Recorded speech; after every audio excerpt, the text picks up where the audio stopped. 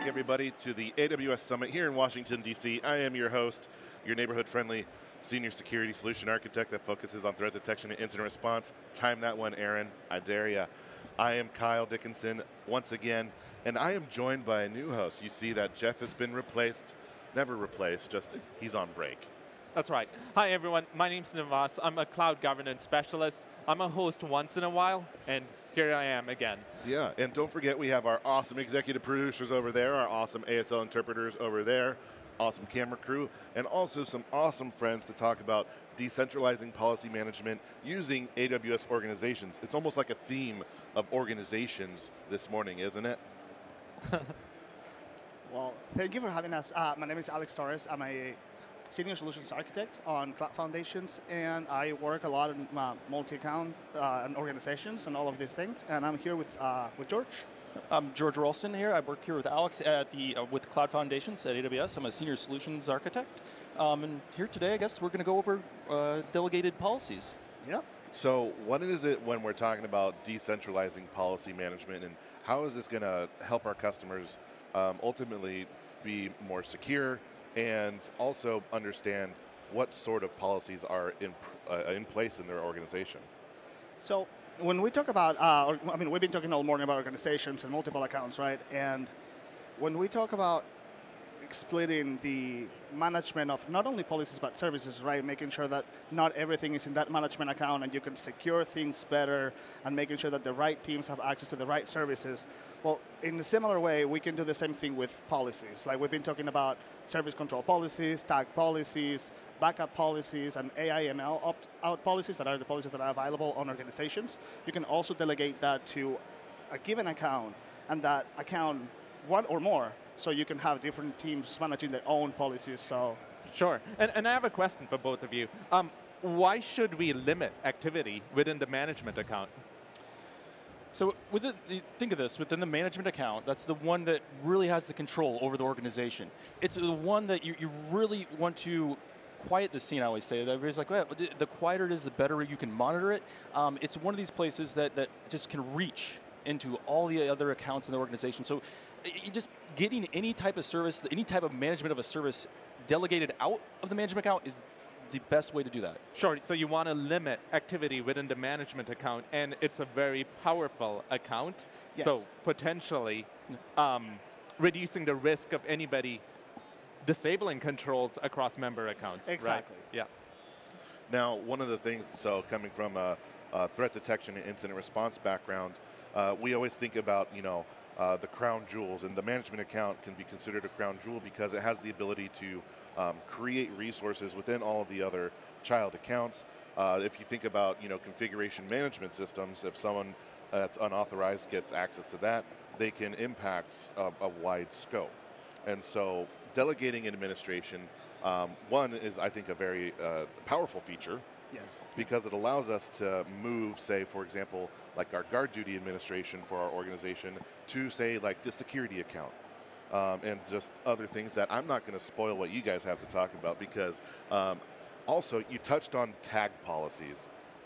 I think tagging is one of the more underutilized and overlooked things that you can do within AWS from an operational point of view, from an incident response point of view, but also maybe even just like billing point of view too, for like Yes. bill back of utilization of services. And so how is it that we could do tag policies in a decentralized way too?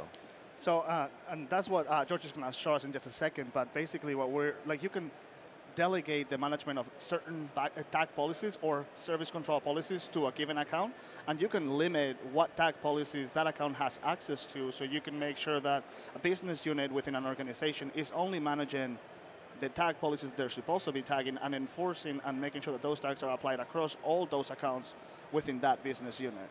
And that way, you wouldn't allow from the management account or access to all the other tag policies that they may not need to have access to. Sure. Now, given that we're here at the DC Summit and we have a lot of regulated industries that may be utilizing GovCloud, does GovCloud have the ability to do these policies as well? Yes, we actually released this in GovCloud about 2 months ago, so all this policy delegation is also available in GovCloud right now. It's almost like a perfect timing question.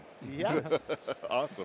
So, well, let's take a look to see how this actually is deployed out. Yeah. Again, it's slightly different than you think of the traditional like delegating actual AWS service there. It's, if you're wanting to do something like guard duties you mentioned, and you're going to delegate that out to one account. But with delegating policies, it's slightly different. I'm going to show you what I mean. In here, you can see I have an account. I have my management account I'm going to go into. And jump in there. And the policy delegation is actually part of AWS Organizations. So we're diving into AWS Organizations. And we're going to go into the settings of organizations. Now, the first thing that you'll see here is that we have the delegated administrative services here. And how this is delegated, it's no longer just select just one account, maybe one or two. You can have some that have multiple accounts you can select. But this is a policy-based delegation, and it's very, very powerful in there. So you can look down and see, you create this actual policy. This policy would say different things. It's very similar to your IAM policies and everything. You're giving actions. The big point I want to point out here is when we're actually delegating out, we're able to say different principles. So not only in this policy I'm showing you right now is saying, hey, this account can do these organization actions that describe different things, but I can also use roles, different things there. So this is a very a tool that you can fine tune and be very prescriptive on what you want to be done in that environment. It's not, hey, just manage this for everything, which you can put that in there if you want. Or you can say, in this one, I'm saying I want this account here to manage a specific OU. I'm giving permissions to a specific OU. I'm not saying everything out there in the organization.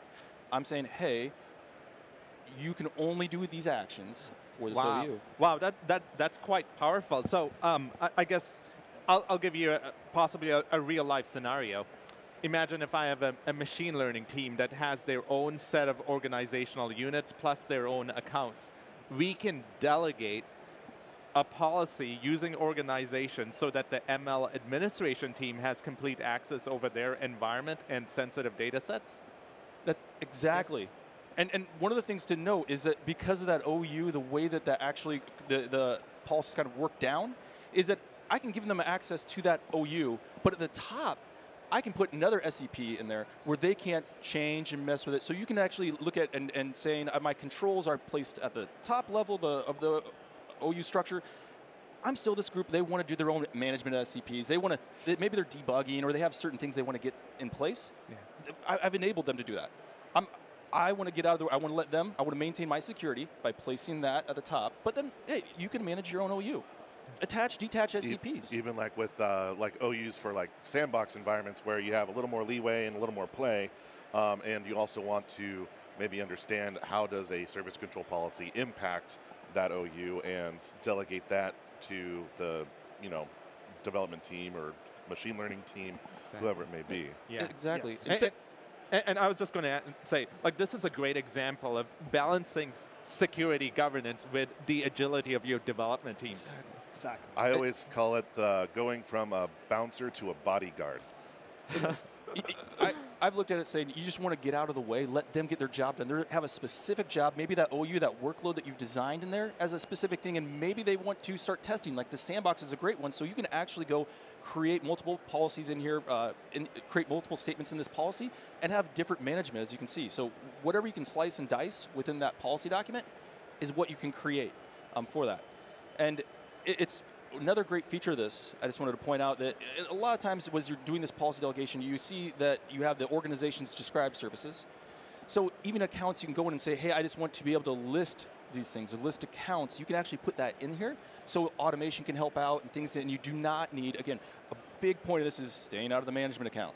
We do not want to be, if we don't need to do our work in the management account, please stay out. Delegate this. You should put this in place at different levels and just really quiet, I always say quiet the scene in the management account. Like, why are you logging into the management account? Just only log into the management account when absolutely necessary. So when a customer is planning to look at delegating access to this and using these type of policies, are there any limitations that they should consider or at least understand they may be able to running into so they're able to address them before they... So some of the best practices we have for creating this right now is one, make sure you understand what you're getting into. I mean, at the bare minimum, we always say delegate out. Delegate this out of there. But as you're starting to design this out, make sure, one, when you design that, when you start looking at the OUs and the accounts that are in that OU, the management account is one of those accounts that's not affected by SCPs.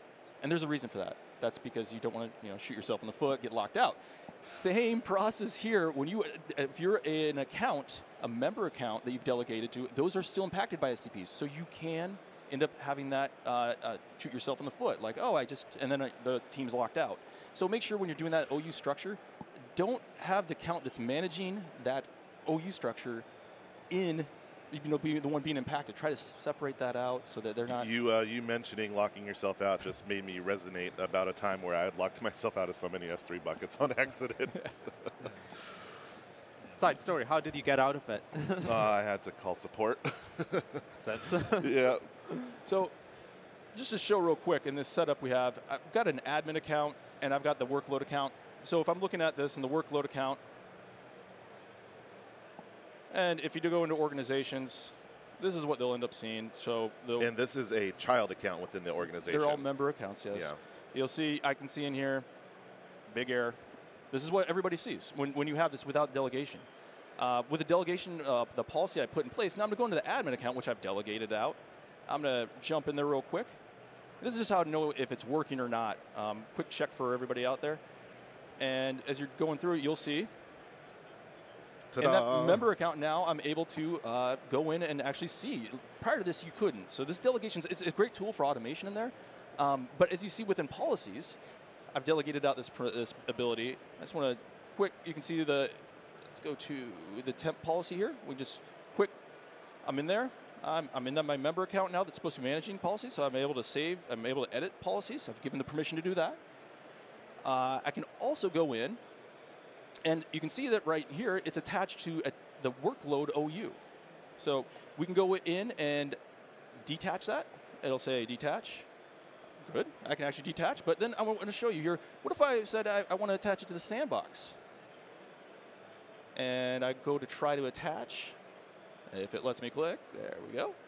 And I can't do that. I can only manage from this account the actual workload OU. I can only have that in there. So let's see, click in there, remove this guy here, and do a retry attach, and you can see I've attached. Sure. And I think it's worth mentioning that when working with these delegated policies, that implementing IAM best practices is also very important, because if we looked at the policy previously, anyone that logged into this specific AWS account is able to make modifications. Exactly. You can scope that down to a specific role. And prior to this, it was like if that account's been delegated, that role, any principal in that account that has the IAM permissions can do those things. Right. Not with this. If I would have set a specific role, then regardless of my IAM permissions, I have to be in that role to make those actions. So it's being able to tune that down and target exact roles in the account.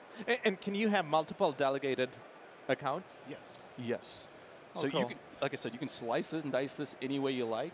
But have a plan exactly, and focus on enabling and securing.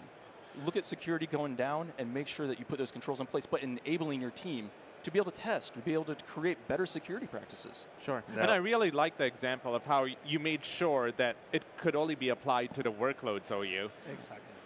Now, you, Bertie may have mentioned that you might have a session at Reinforce coming up, talking about this very topic. There is actually a session, so if you're going to be at Reinforce, please join us as GRC 352. I don't remember the exact title, but that's the ID, GRC 352. Awesome. And we will dive more into this. So Great. You guys, thank you so much for showing us this. I learned a lot, and I think this is very powerful to help enable agility and development teams to do cool things while still keeping security in control of what they need to do. So thank you very much. Stay tuned. We're going to be back in a moment with more awesome content here at Day 2 at the Washington, D.C. Summit here in Washington, D.C., appropriately named Summit. Thank you.